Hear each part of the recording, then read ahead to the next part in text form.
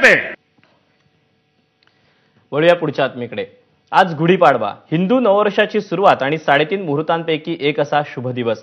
आजच्या दिवशी घरात नवीन वस्तूंची खरेदी केली जाते। गाडी, सोनं यांसारख्या वस्तूंची खरेदी करण्यासाठी गुढीपाडव्याचा मुहूर्त हा शुभ मानला जातो। दरम्यान गुढीपाडव्याच्या निमित्तानं आज मुंबई उपनगरासह राज्यभरात विविध ठिकाणी शोभायात्रांचं आयोजन करण्यात आलंय। शिवाय विविध सांस्कृतिक कार्यक्रमांचं देखील आयोजन करण्यात आलेलं आहे।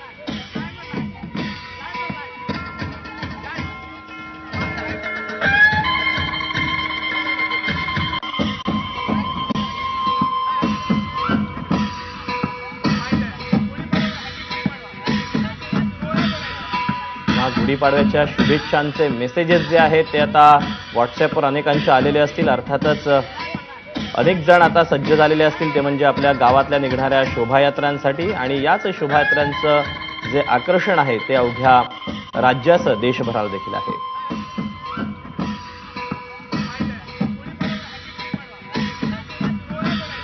आपण याच शोभायात्रांच्या बद्दलचे अधिकचे अपडेट जाणून घेऊयात। डोंबिवलीच्या भागशाळा मैदानातून प्रियंका गोरड आपल्यासोबत आहे, तर ठाण्यातल्या कोपिनेश्वर मंदिरातून अभिषेक मुठाळ आपल्यासोबत आहे। आपण सुरुवातीला डोंबिवलीत जाऊयात। प्रियंका आपल्यासोबत आहे। प्रियंका, तुला गुढीपाडव्याच्या, हिंदू नववर्षाच्या खूप साऱ्या शुभेच्छा। खरं तर डोंबिवली आणि शोभायात्रेचं एक वेगळंच समीकरण दरवर्षी पाहायला मिळतं। यावर्षी शोभायात्रा डोंबिवलीतली नेमकी कशी असणार आहे, काय विशेष आकर्षण असणार आहे?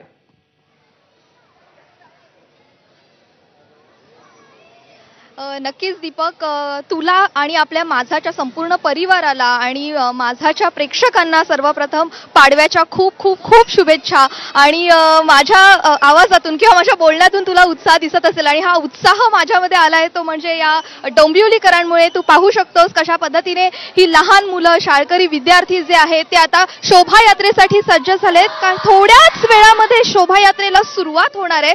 आम्ही सध्या भाग मैदानामध्ये आहोत आणि इथूनच शोभायात्रेला सुरुवात होते आणि त्याच शोभायात्रेच्या सुरुवातीला अवघे उरलेत काही क्षण। तू पाहू शकतोस ही मांगल्याची, विजयाची गुढी हातात घेऊन या महिला अगदी शोभायात्रेसाठी पारंपरिक पोशाखामध्ये या ठिकाणी आल्याचं पाहायला मिळतंय। खरं तर तू जसं म्हणालास की या शोभायात्रेचं वैशिष्ट्य काय आहे, वेगळेपण काय आहे, तर ही शोभायात्रा जी आहे ती 1999 मध्ये सुरू झाली होती आणि गणेश मंदिराने इथल्या ती शोभायात्रा सुरू केली होती। गणेश मंदिराच्या पुढाकाराने ती सुरू झाली होती आणि योगायोग असा आहे की या गणेश मंदिराचा यंदाच हे 100वे वर्ष आहे। शतकोत्तरी महोत्सव जो आहे तो या ठिकाणी साजरा होतोय आणि त्यामुळेच आजचा हा पाडवा विशेष आहे आणि या पाडव्याचं हे वेगळेपण आहे। आणि तू या ठिकाणी पाहू शकतोस, मी माझ्याच्या प्रेक्षकांना हे सुंदर दृश्य दाखवू इच्छिते।